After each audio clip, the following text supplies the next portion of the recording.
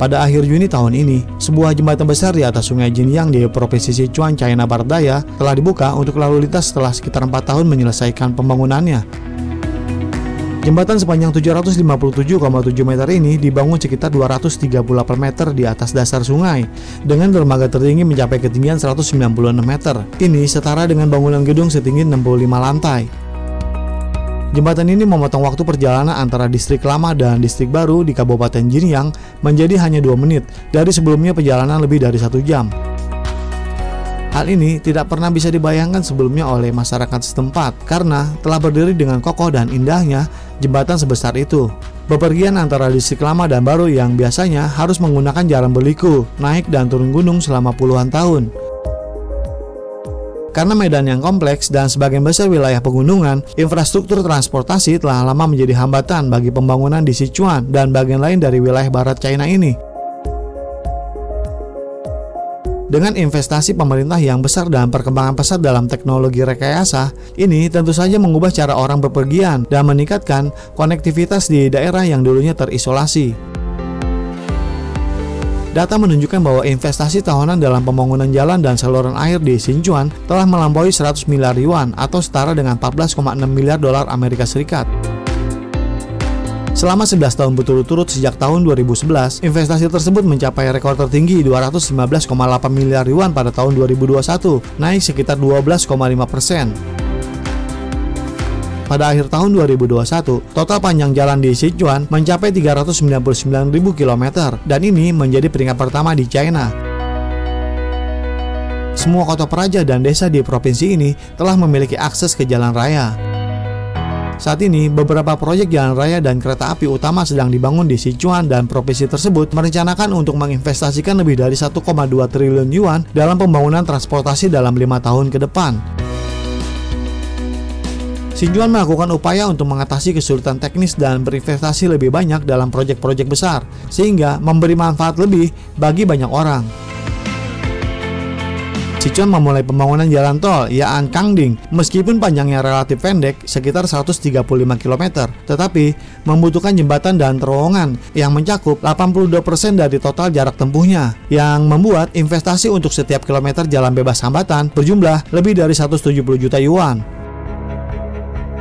Pada Desember tahun 2018, pembangunan jalan tol selesai 9 bulan lebih cepat dari jadwal setelah beberapa kendala teknis ditaklukkan dalam 2 proyek super, yaitu terowongan sepanjang 13,5 km di Gunung Erlang dan juga jembatan Sungai Loding Dado sepanjang 1,1 km pada ketinggian 3.437 meter di atas permukaan laut. Gunung Erlang telah lama dilihat sebagai penghalang alami bagi orang-orang yang bepergian antara Qinghai dan Tibet. Pada awal abad ke-21, sebuah terowongan dibangun melalui gunung dan ini telah mengurangi waktu tempuh hingga mencapai 3 jam.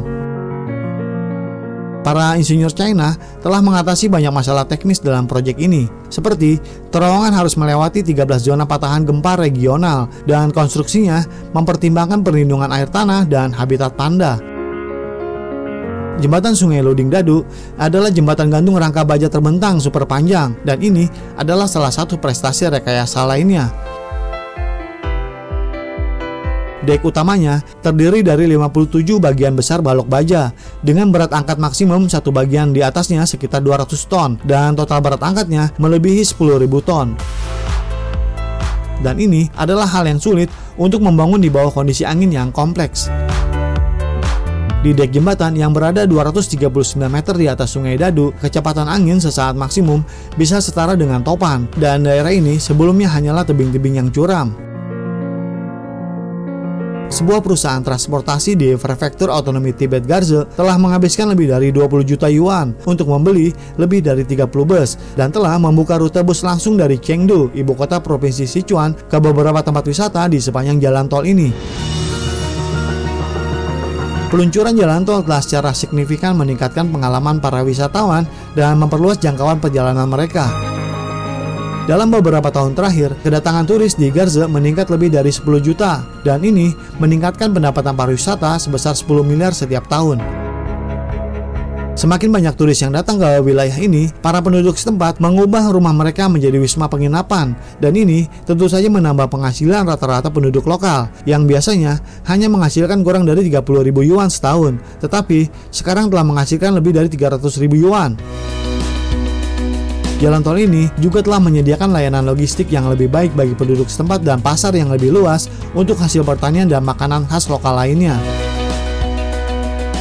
Pembukaan jalan tol membantu memecahkan masalah logistik, mendorong lebih banyak perusahaan dari luar daerah untuk melakukan investasi. Dengan lebih banyak turis yang datang, maka lebih banyak lagi hasil pertanian yang dapat dijual. Demikianlah informasi kami bagaimana pemerintah China berusaha keras dalam meningkatkan pertumbuhan ekonomi secara merata di seluruh negeri. Bagaimana menurut Anda? Silakan berikan komentar Anda di kolom komentar kami. Terima kasih telah menonton tayangan ini dan sampai jumpa di episode berikutnya.